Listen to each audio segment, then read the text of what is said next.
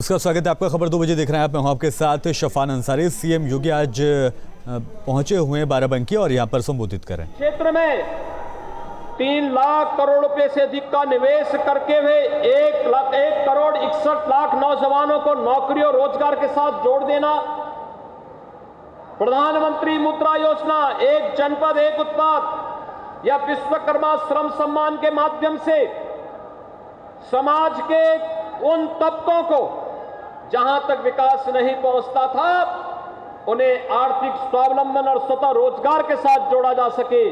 60 लाख ऐसे लोगों को इस योजना के साथ जोड़ने का कार्य भी भारतीय जनता पार्टी की प्रदेश सरकार ने भारत सरकार के साथ मिलकर के किया है।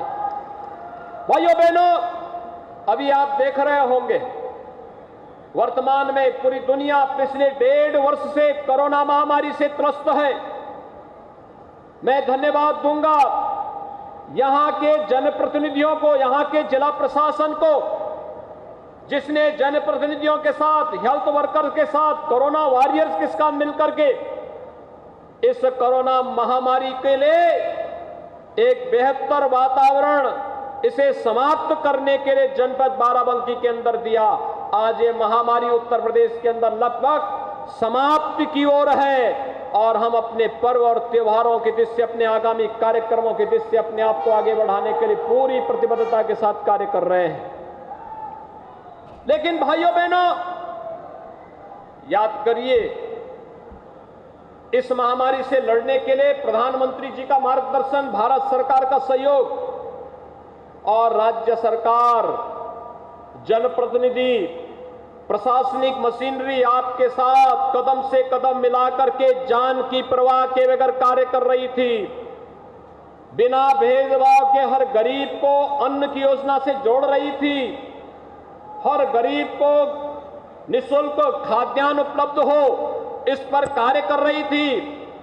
अगर समाजवादी पार्टी की सरकार के समय या बहुजन समाजवादी पार्टी की सरकार के समय दुर्भाग्य से महामारी आती तो क्या वे लोग इस महामारी को नियंत्रित कर पाते?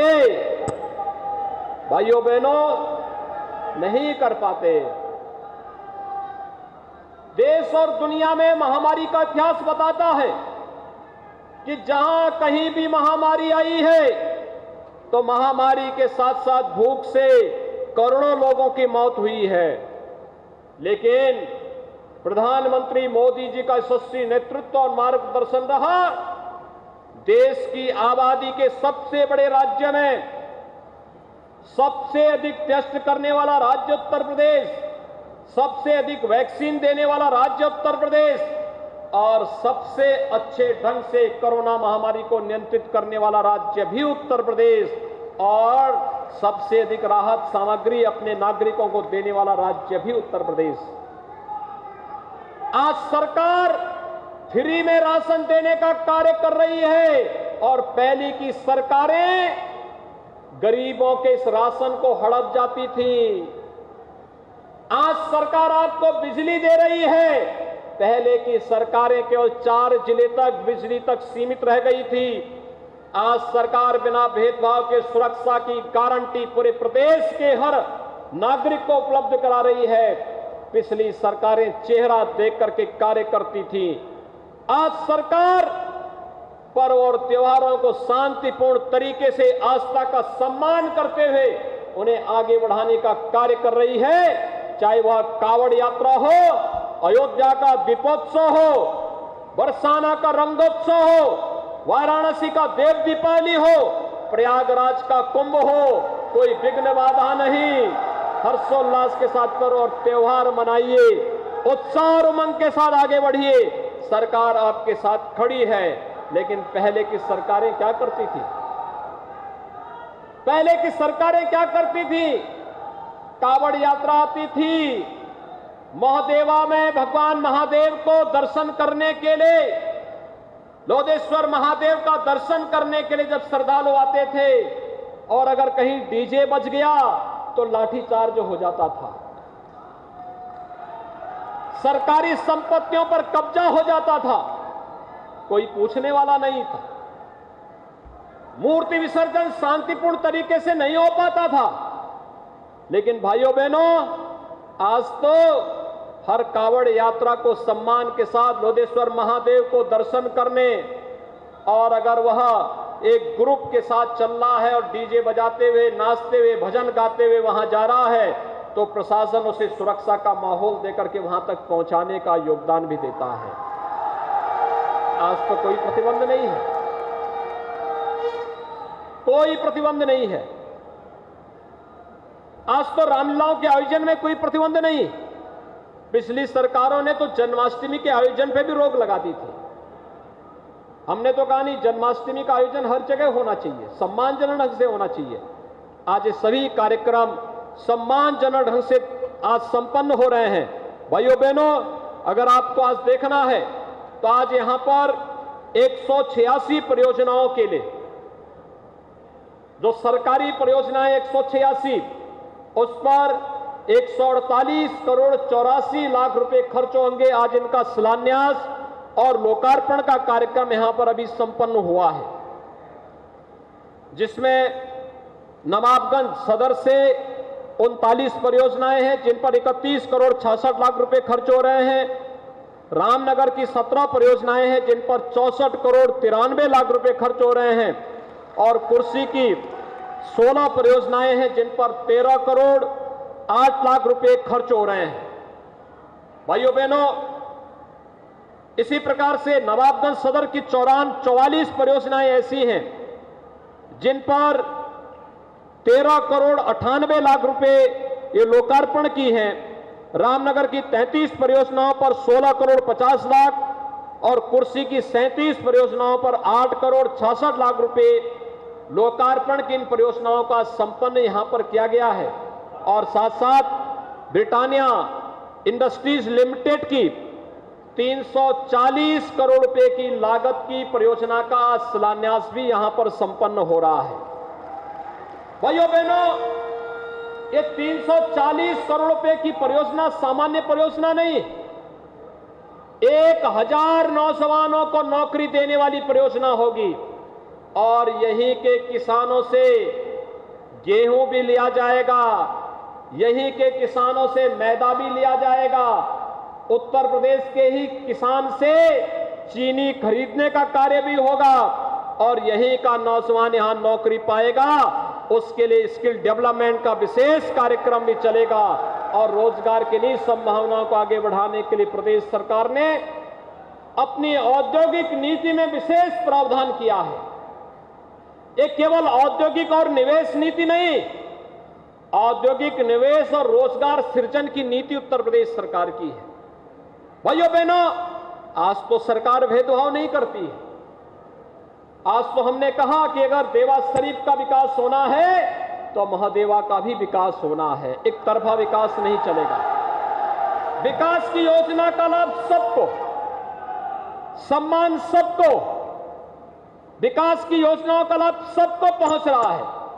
याद करिए, अगर पिछली सरकारों ने थोड़ी रुचि ली होती, अकेले में नवाबगंज सदर विधानसभा क्षेत्र की चर्चा मैं आपके सामने करता हूं, अगर आप देखेंगे तो प्रदेश के अंदर अगर व्यक्तिगत शौचालय निर्माण की कार्रवाई कितनी प्रोग्रेस पहले हुई थी, 2007 से लेकर 2012 में केवल 8,987 शौचालय बने थे, और 12 से 17 के बीच सपा सरकार के समय में 3,778 शौचालय बने थे। और भारतीय जनता पार्टी की सरकार ने कितने शौचालय बनाए हैं? 52,540 शौचालय यहां के गरीबों के लिए बना करके दिए हैं।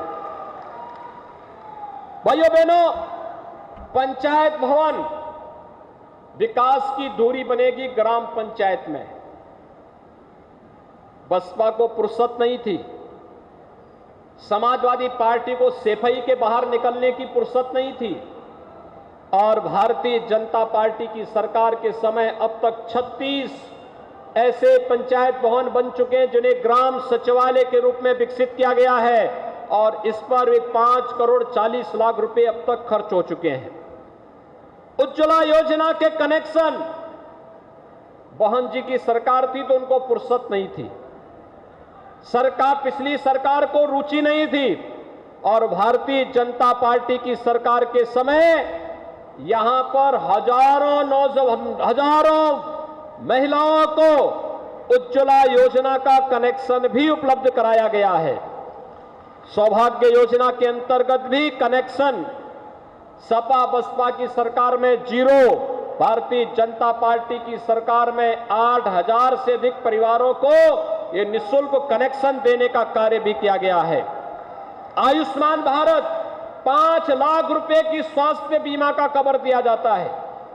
सपा की सरकार के समय 0, बसपा की सरकार के समय में 0 और भारतीय जनता पार्टी की सरकार के समय 63,000 से अधिक परिवारों को अब तक आयुष्मान भारत का कार्ड उपलब्ध करवाने का कार्य भी किया गया है। ऋण मोचन योजना के अंतर्गत सपा की सरकार में एक भी किसान का नहीं हुआ, बसपा की सरकार में भी एक भी किसान का नहीं हुआ और भारतीय जनता पार्टी की सरकार के समय यहां पर 20,326 कृषकों को अकेले नवाबगंज विधानसभा क्षेत्र में 111 करोड़ रुपए का कर्ज माफी का कार्य केवल नवाबगंज विधानसभा क्षेत्र में हुआ है। भाइयों बहनों, प्रधानमंत्री किसान सम्मान निधि हर किसान को सालाना 6,000 रुपए देने की व्यवस्था प्रधानमंत्री मोदी जी ने बनाई। आप याद करिए, सपा की सरकार के समय एक भी किसान का कर्ज माफ, एक भी किसान को सम्मान निधि से नहीं जोड़ा गया।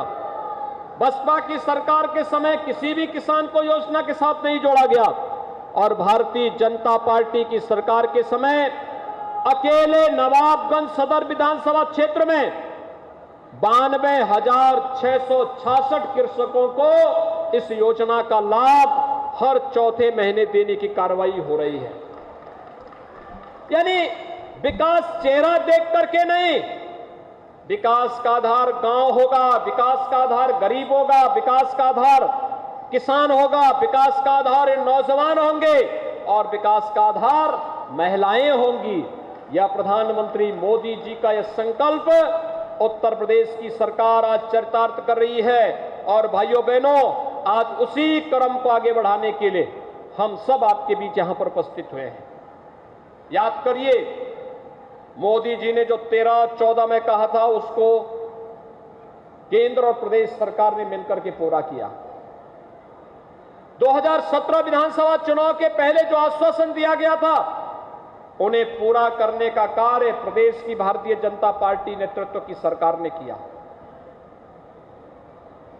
2019 के पहले हम लोग जब जनता के बीच जाते थे, हम लोगों से एक बात कही जाती थी, हमसे पूछा जाता था, कहीं जाते थे, पत्रकार मित्र मिलते थे, बोलते थे, योगी जी आप लोग कहते हैं अयोध्या में नारा देते हैं कि रामलला हम आएंगे, मंदिर वहीं बनाएंगे, लेकिन क्या तिथि भी बताएंगे? और भाइयों बहनों, आप याद करिए, राजधानी लखनऊ की ओर से जो अयोध्या जाता है, बाराबंकी उसका गेट पड़ता है, मुख्य द्वार है। और भाइयों बहनों, 500 वर्षों तक जिस बात का इंतजार था, उस इंतजार को दूर करने का कार्य भी प्रधानमंत्री मोदी जी के नेतृत्व में भारतीय जनता पार्टी की सरकार ने किया। आज अयोध्या में भगवान राम का भव्य मंदिर के निर्माण का कार्य भी आगे बढ़ रहा है।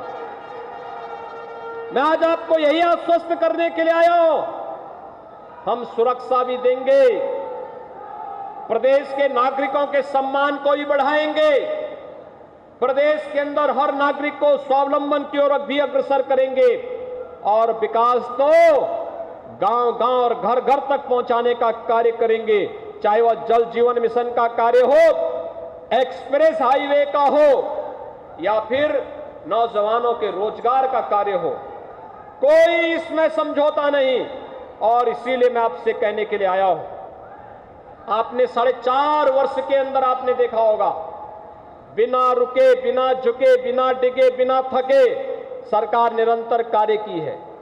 4.5 वर्ष तक हम लोगों ने जनता जनार्दन की खुशहाली के लिए, सुरक्षा के लिए, सम्मान के लिए पूरा समय देकर के कार्य किया है। और मैं आपसे समय मांगने के लिए आया हूं, 6 महीने प्रदेश के लिए बहुत निर्णायक साबित होंगे। ये 6 महीने भारतीय जनता पार्टी के मिशन को आप अपना समय दीजिए। भारतीय जनता पार्टी आपको सुरक्षा के लिए, सम्मान के लिए और विकास का आश्वासन देने के लिए आपके बीच में आई है। यही आश्वासन देते हुए एक बार फिर से मैं यहां पर ब्रिटानिया इंडस्ट्रीज लिमिटेड को 340 करोड़ रुपए के निवेश के प्रस्ताव को जमीन पर उतारने के इस कार्यक्रम के लिए हृदय से धन्यवाद देता हूं। लगभग 150 करोड़ रुपए की परियोजना के लिए बाराबंकी जनपद के आप सभी उपस्थित नागरिकों को, यहां की जनता जनार्दन को हृदय से बधाई देता हूं, शुभकामनाएं देता हूं और विश्वास व्यक्त करता हूं हम मिलकर के विकास की इन परियोजनाओं को नई ऊंचाइयों तक पहुंचाने का कार्य करेंगे। आप सबके प्रति मेरी शुभकामनाएं। धन्यवाद। जय हिंद।